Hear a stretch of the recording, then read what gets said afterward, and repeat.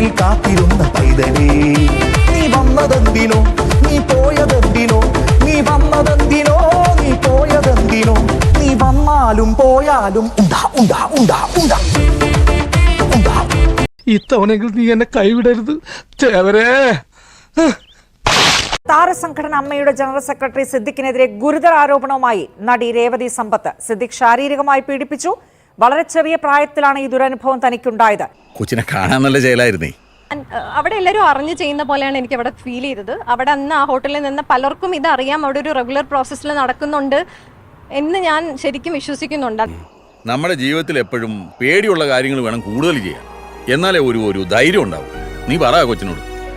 ഈ അറ്റാക്ക് സംഭവിച്ചതിന് ശേഷവും അയാൾ ഒരു ഉളുപ്പില്ലാണ്ട് എൻ്റെ ഫ്രണ്ടിൽ ഇരുന്നിട്ട് ചോറും തൈരും മീൻ കറിയും കൂട്ടിക്കഴിച്ച ഒരു മനുഷ്യനാണ്. അതിൽ പോലും ഒരു സെക്ഷൽ ഫ്ലേവർ കലർത്തി അയാൾ സംസാരിച്ചിട്ടുണ്ട്. എന്താണ് വൈരുദ്ധ്യ ആഹാരങ്ങൾ, അങ്ങനെ എന്തോ ഒരു വാക്ക്, അങ്ങനത്തെ ഉള്ള ആഹാരങ്ങളാണ് എനിക്കിഷ്ടം. ഇതാണോ ഇപ്പൊ എത്ര വലിയ കാര്യം? നീക്ക് എവിടെ വേണോ പോയി പറയാം, ഒരാളും നിന്നെ വിശ്വസിക്കാൻ പോകുന്നില്ല എന്നൊരു സ്റ്റേറ്റ്മെന്റ് കേട്ടോണ്ടാണ് ഞാൻ അവിടെ നിന്ന് ഇറങ്ങി ഓടി ഒരു ഓട്ടോയിൽ കൈ കാണിച്ച് ഞാൻ പോവാണ്. ഞാൻ കരുതിയില്ല. കഴിഞ്ഞ 3 മാസമായിട്ട് മൂത്രം ഒഴിക്കാനല്ലാതെ നീ ഒന്നും പറയണ്ട. തീർച്ചയായിട്ടും ഇത് പോലീസ് കേസെടുത്ത് അന്വേഷിക്കണം, അങ്ങനെയുള്ള ആളുകളെ ശിക്ഷിക്കണം എന്ന് തന്നെയാണ് ഞങ്ങളും ആവശ്യപ്പെടുന്നത്. അങ്ങേര് ഇന്ന് പറഞ്ഞുകൊണ്ടിരിക്കുന്ന എല്ലാ കാര്യങ്ങളും പച്ചക്കള്ളമാണ്.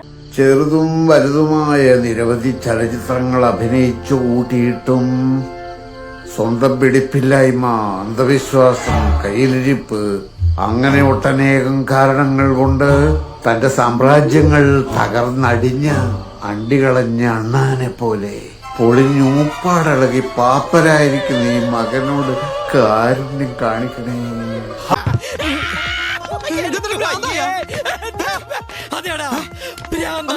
സജി, വീട്ടിൽ തന്നെ ഇരുന്നാ മതി, നീ പുറത്തോട്ടൊന്നും ഇറങ്ങാൻ നിൽക്കണ്ടാട്ടാ.